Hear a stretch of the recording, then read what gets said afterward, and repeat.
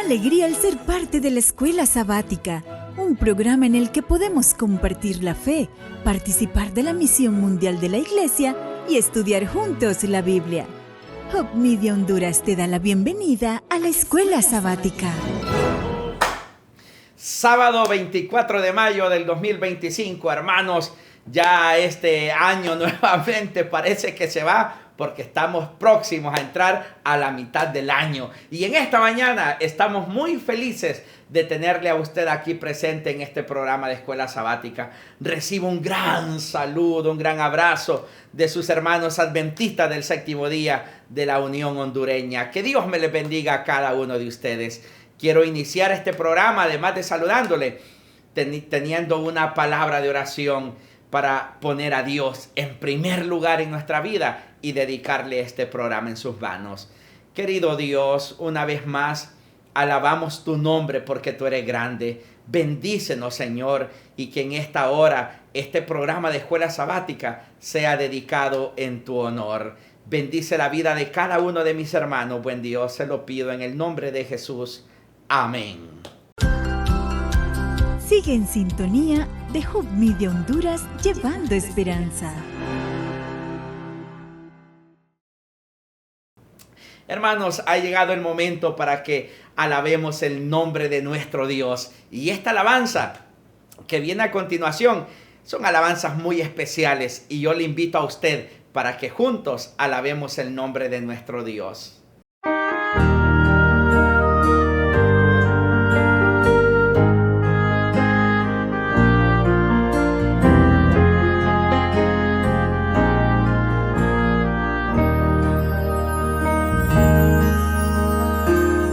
Has corrido tras un arco iris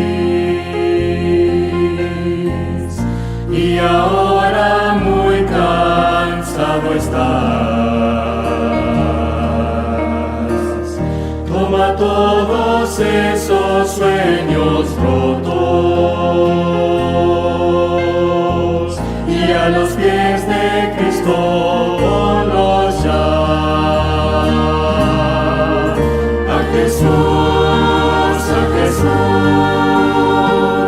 A Jesús entrega todo, sueños rotos y heridas del corazón.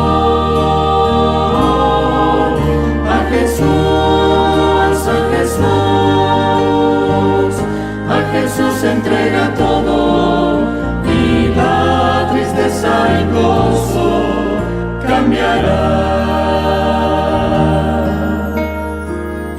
Él no prometió sol todos los días. Sé que a veces viene la tormenta, pero nos ofrece un corazón nuevo que cante aún en medio del dolor.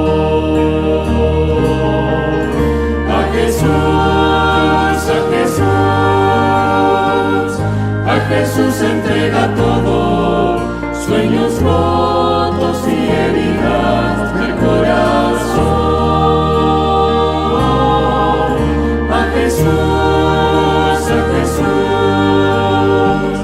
A Jesús entrega todo y la tristeza en gozo cambiará.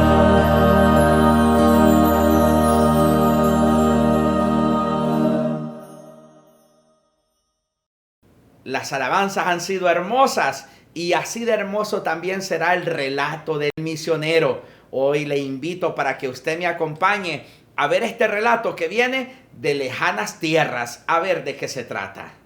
Un chungkún es un bote tradicional indonesio.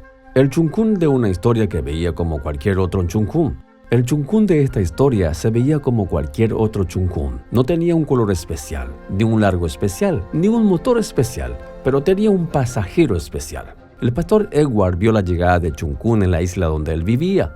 Vio a los trabajadores médicos del gobierno descender del bote y visitar su aldea.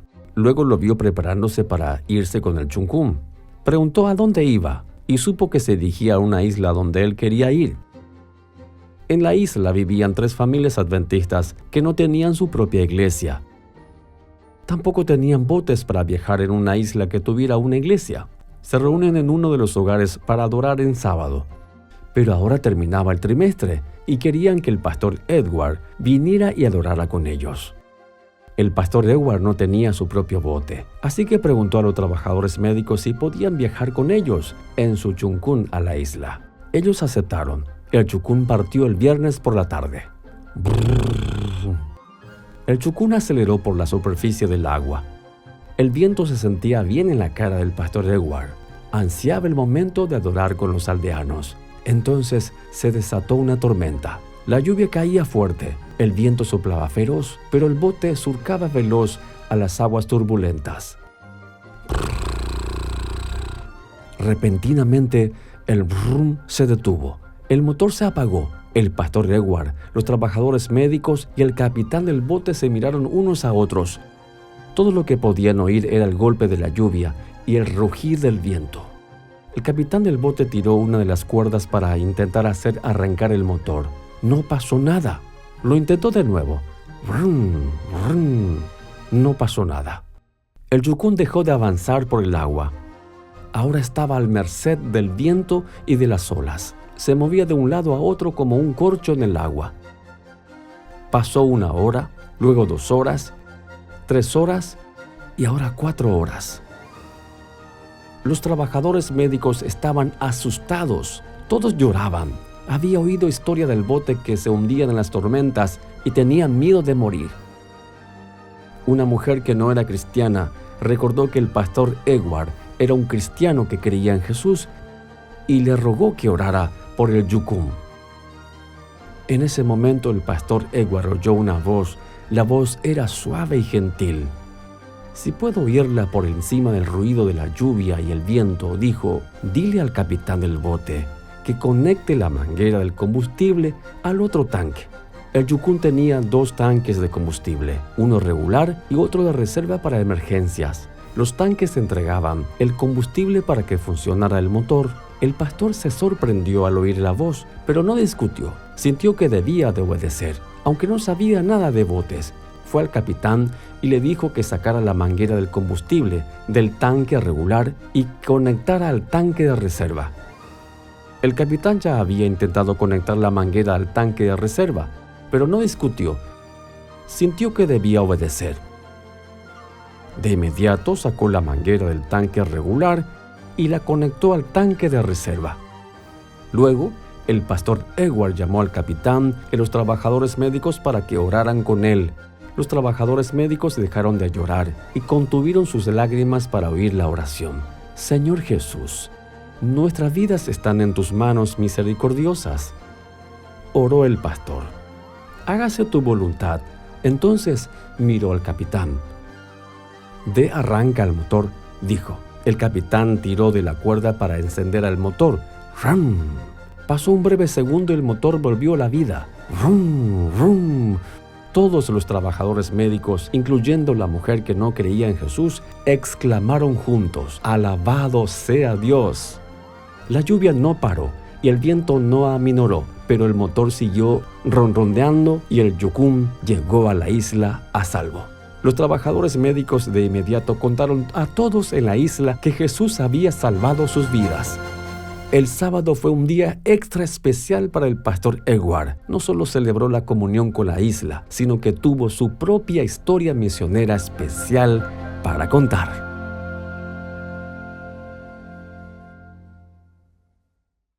Y ahora ha llegado el momento especial que estudiamos juntos nuestro folleto de escuela sabática. Esta semana lleva como título En los Salmos, primera parte.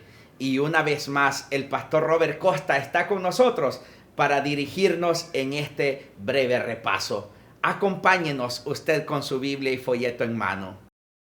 En el centro de la Biblia, los salmos contienen testimonios sobre la oración y la adoración del antiguo Israel. No solo los sacerdotes profesionales están orando, la gente de la tierra, los poetas y los reyes cantan alabanzas al Creador y Salvador, pero también lloran y claman al Señor, anhelando su juicio y salvación.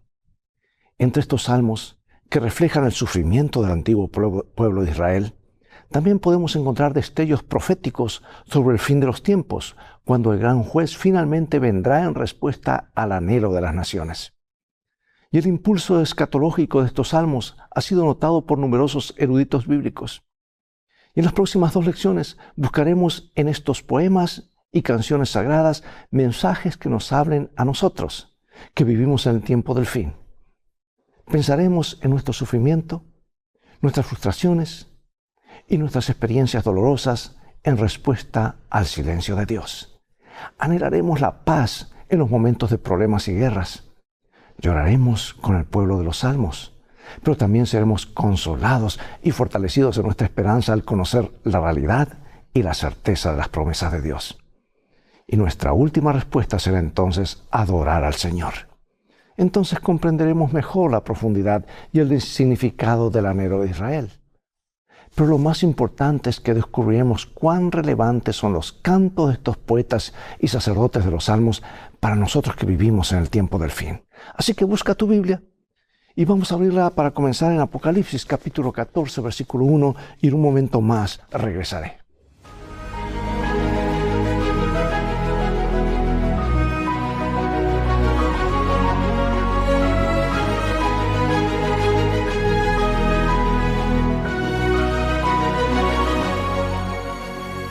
Apocalipsis 14:1. Después miré y aquí el Cordero estaba en pie sobre el monte de Sión, y con él 144,000 que tenían el nombre de él y el de su Padre escrito en la frente.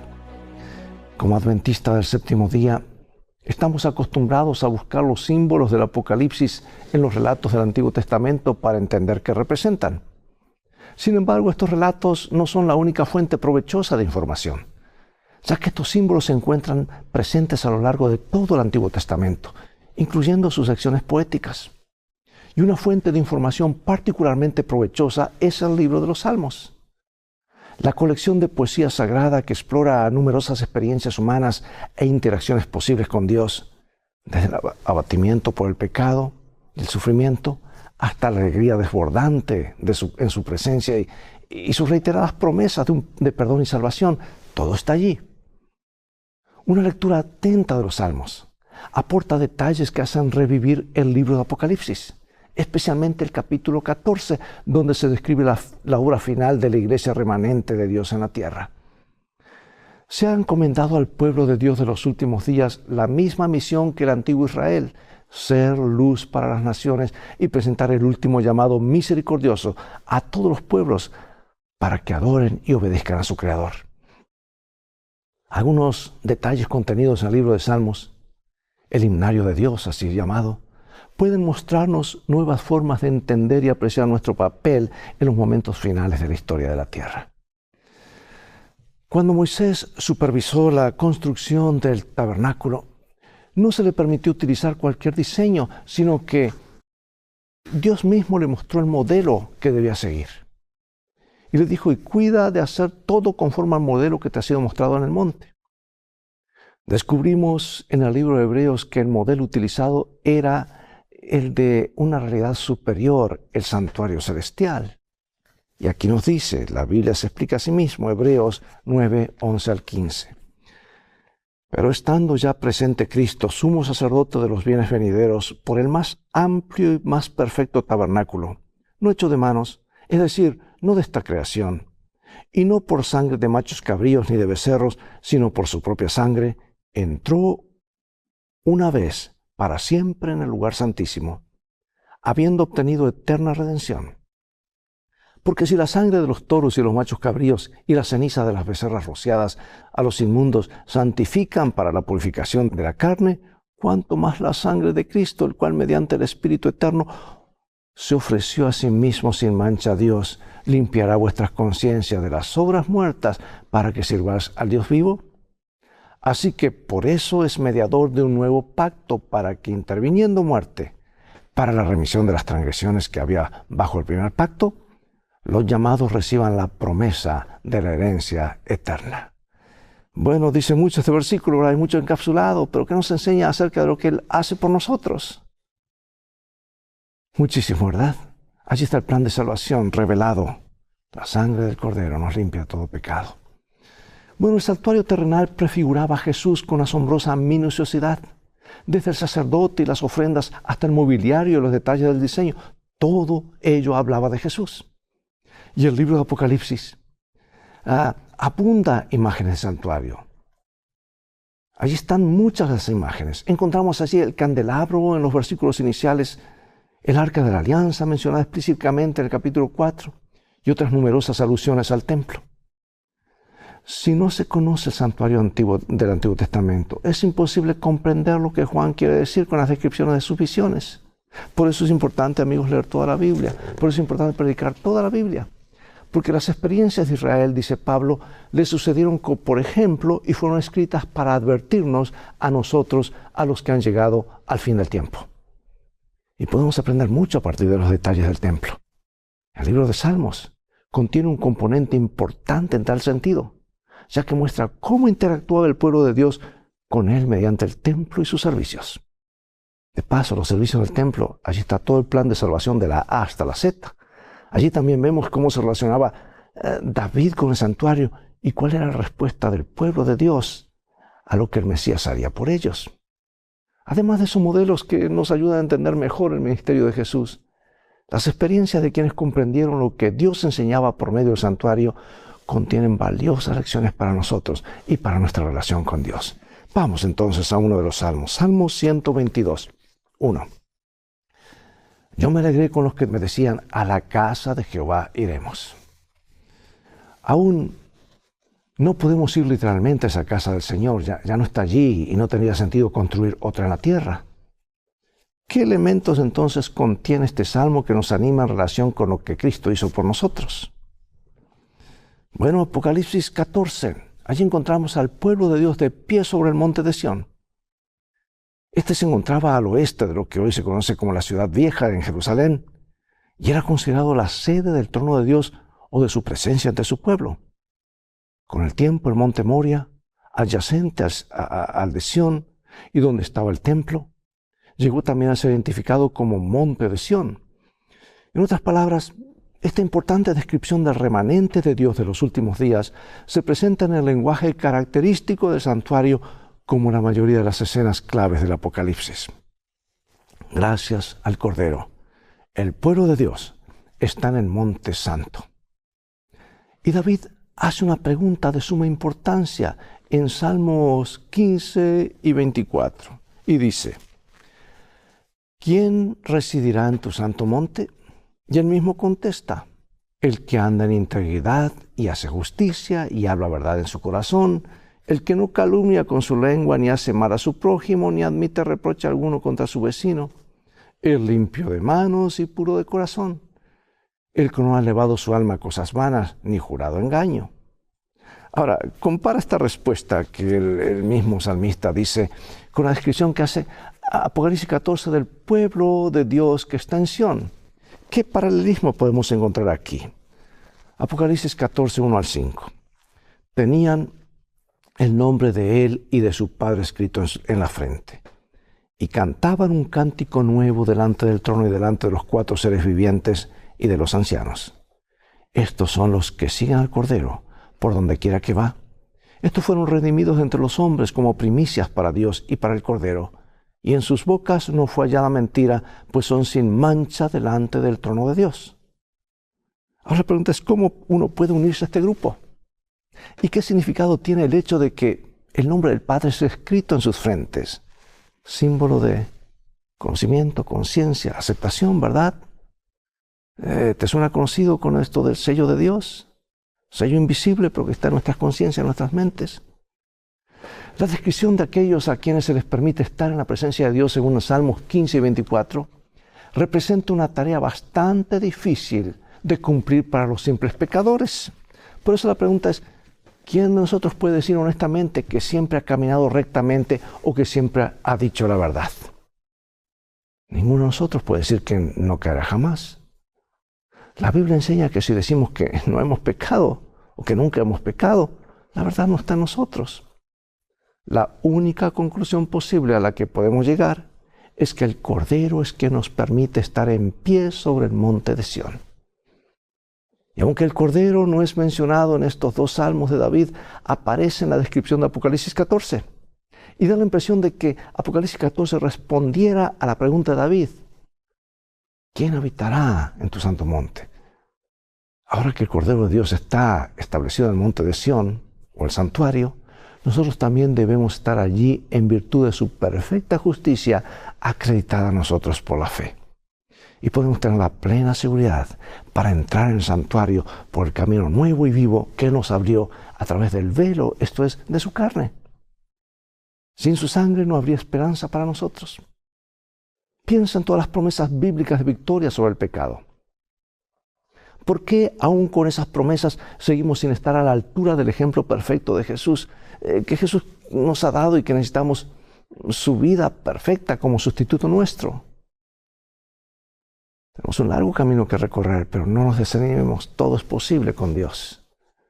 El remanente reunido en Sión tiene un nombre escrito en su frente: el del Padre y el del Cordero. Puesto que Jesús es la imagen misma del Padre, es dudoso que se trate de dos nombres diferentes. En las Escrituras, un nombre no representa una simple designación con la que las personas se dirigen unas a otras, sino el carácter. Eso es lo que decía el nombre. Y aún hoy en muchas culturas se dice que una persona tiene un buen nombre cuando los demás opinan bien de su carácter. Y cuando Moisés pidió ver la gloria de Dios, ¿cuál fue la respuesta divina?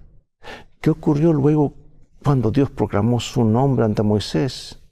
Dice que entonces Moisés, apresurándose, bajó la cabeza hacia el suelo y adoró.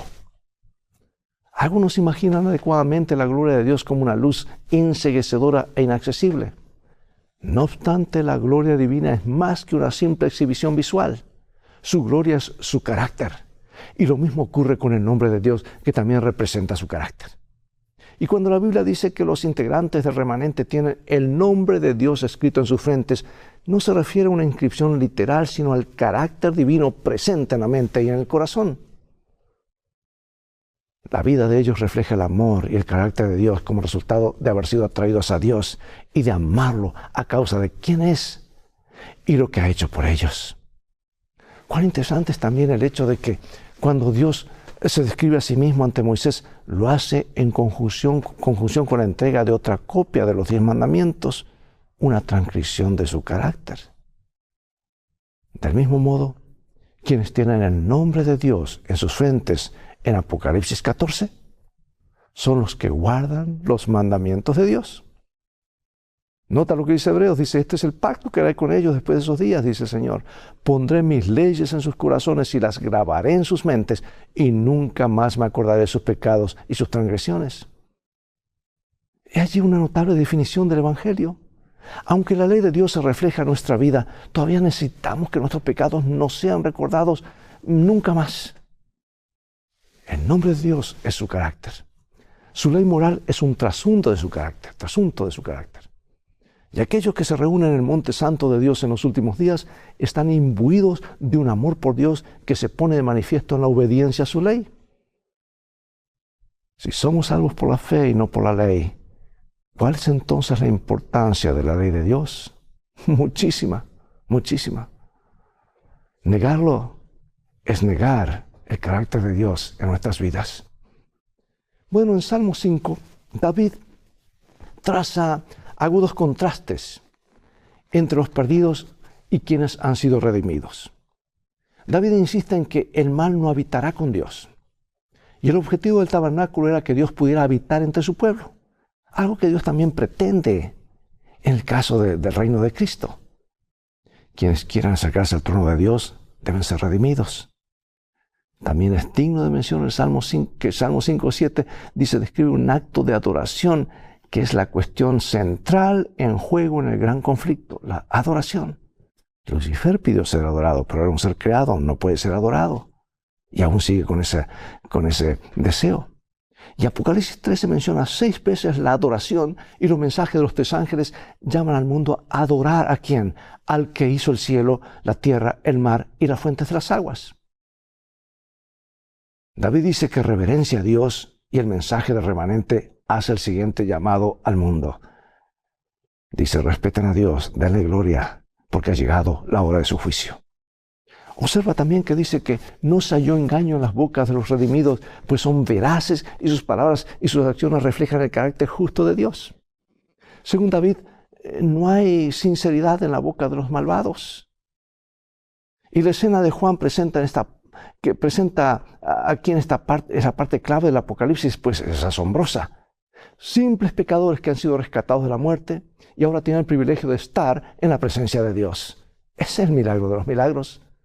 No han ganado ese derecho, sino que les ha sido concedido por el Cordero de Dios. Porque el Cordero es justo. El justo Hijo del Hombre está allí con ellos. Fueron perdonados, están redimidos y ya no tienen que cargar con su propia culpa porque el Cordero de Dios la ha llevado por ellos. Y cuando el nombre de Dios ha sido escrito en el corazón, es difícil permanecer en silencio, ¿verdad? El pueblo de Dios hace el último ofrecimiento de misericordia a gran voz. Y eso es lo que representa el mensaje de los 3 ángeles. El último llamado de misericordia de Dios a la humanidad. Después de que el Señor apareció en Isaías en la escena de la sala del trono, en Isaías 6, 1 al 8, y después de que se le dijo que su culpa había sido quitada y su pecado perdonado, respondió al llamado de Dios diciendo, aquí estoy, envíame. Y cuando supo que había sido limpiado por Dios, y a pesar de conocer sus faltas, estuvo dispuesto a trabajar para el Señor. ¿No ocurre lo mismo con nosotros? Por eso pregunto, ¿cómo podemos proclamar la salvación a otros si nosotros mismos no la hemos experimentado? La salvación puede ser nuestra por la fe en Jesús y en lo que Él ha hecho por nosotros. ¿Qué promete hacer David después de haber sido perdonado y limpiado de su pecado? Veamos Salmo 51, 13. Entonces enseñaré a los transgresores tus caminos y los pecadores se convertirán a ti.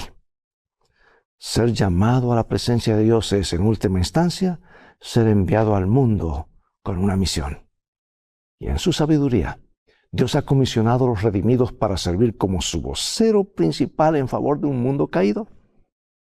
El impacto de su pueblo en la tierra se hará sentir poderosamente en algún momento.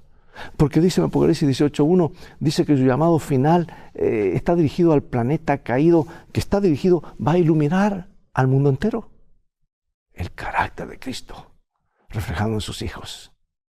Yo leo esta hermosa cita clásica del libro Camino a Cristo. Dice, tan pronto como uno va a Cristo, nace en el corazón un vivo deseo de hacer conocer a otros cuán precioso amigo ha encontrado en Jesús. La verdad salvadora y santificadora no puede permanecer encerrada en el corazón. Si estamos revestidos de la justicia de Cristo y rebosamos de gozo por la presencia de su Espíritu, no podemos guardar silencio. Si hemos gustado y visto que el Señor es bueno, tendremos algo que decir. Como Felipe cuando encontró al Salvador, invitaremos a otros a ir a Él. Vuelvo a repetir, amados, tan pronto como uno va a Jesús, nace en el corazón el deseo de compartir a Jesús a otros. Y lo contrario es cierto. Si no estamos yendo a Jesús, pues es difícil compartirlo, ¿verdad? Y los mensajes de los 3 ángeles, Apocalipsis 14, se basan en este evangelio eterno, las buenas nuevas. Esto significa que aún antes de la exhortación a adorar a aquel que hizo el cielo, la tierra, el mar y la fuente de las aguas, del anuncio de la caída de Babilonia y de la advertencia contra la adoración a la bestia y su imagen, se proclama el fundamento del evangelio de la salvación en Jesús. Las advertencias y los mensajes de los 3 ángeles no son otra cosa que la esperanza y la confianza que los voceros de estos mensajes tienen en Jesús y en lo que Él ha hecho por ellos, todo el respaldo y el mensaje del sacrificio de Jesús. Fuera del Evangelio eterno, realmente no tenemos nada de valor que decir al mundo, hermanos. Medita en el hecho de que incluso antes del inicio de la proclamación de los mensajes de los 3 ángeles, se nos señala el Evangelio eterno. Por eso, ¿qué nos dice esto acerca de cuán fundamental es esta verdad para todo lo que creemos? Yo quiero finalizar con esta cita inspirada que está en el libro Patriarcas y Profetas. Los salmos de David pasan por toda la gama de la experiencia humana, Desde las profundidades del sentimiento de culpabilidad y condenación de sí hasta la fe más sublime y la más exaltada comunión con Dios. El registro de su vida muestra que el pecado no puede traer sino vergüenza y aflicción, pero que el amor de Dios y su misericordia pueden alcanzar hasta las más hondas profundidades, que la fe elevará el alma arrepentida hasta hacerle compartir la adopción de ser hijos de Dios. De todas las promesas que contiene su palabra, es uno de los testimonios más poderosos en favor de la fidelidad, la justicia y la misericordia del pacto de Dios. Juré a David mi siervo, mi mano será firme en su favor, mi brazo también lo fortalecerá, mi fidelidad y mi amor estarán con él, y en mi nombre será exaltado su poder. Pondré su mano sobre el mar y sobre los ríos su diestra. Me llamará mi Padre, mi Dios, la roca de mi salvación. Yo también lo pondré por primogénito, el más excelso de los reyes de la tierra. Para siempre conservaré mi amor hacia él, y mi pacto será firme con él. Sus descendientes reinarán para siempre, y su trono durará como los días del cielo. Amados, ¿por qué nuestra esperanza en la venida del Señor, la preocupación por las señales de los tiempos, los acontecimientos sensacionales que se desarrollan en el mundo y nuestro deseo de prepararnos para el reino de Dios deben complementar nuestro trabajo personal en el crecimiento y desarrollo del carácter como cristianos? ¿Por qué los sentimientos y pensamientos de nuestro corazón deben corresponder también con nuestros ideales del reino? Analiza por qué nuestro esfuerzo religioso por santificarnos y nuestro ideal de santidad deberían hacernos más sensibles hacia nuestro prójimo y éticos en nuestro trato con él. Dios nos ayude para que tengamos una visión clara de quién es Dios, cómo nos ha rescatado y cuál es el mensaje precioso que tenemos que dar al mundo para reflejar su carácter. Padre Celestial, nos inclinamos ante ti en santa devoción, respeto, admiración y gratitud. ¿Cómo lo has hecho, oh Dios? ¿Quiénes somos? Polvo. Pero te dignaste enviar a tu Hijo para rescatarnos. Nos viste perdidos y hoy nos das esperanza, la última esperanza, la segunda y última oportunidad. No queremos hacerlo a un lado, al contrario, queremos agradecerte y vivir para ti y vivir aceptándote a ti, oh Dios, porque queremos vivir contigo por la eternidad. Nos entregamos a ti en esta hora. Queremos reflejar tu carácter. Para eso limpia el vaso de nuestra vida. Llénanos de tu Espíritu. En el nombre de Jesús oramos. Amén. Bien, amigos, es todo el tiempo que tenemos por hoy. Llegó el momento de despedirnos. Y hasta el próximo programa de la serie Lecciones de Vida. Invita a otros a sintonizar este canal. Y así te transformarás en un canal de bendiciones para los demás. Dios te bendiga y te guarde. Y recuerda, tú vales mucho para Jesús. Él te ama más de lo que puedes imaginar. Y en este viaje de la vida las cosas van a terminar bien si haces de la Biblia tu GPS y a Jesús como tu guía. Maranatá.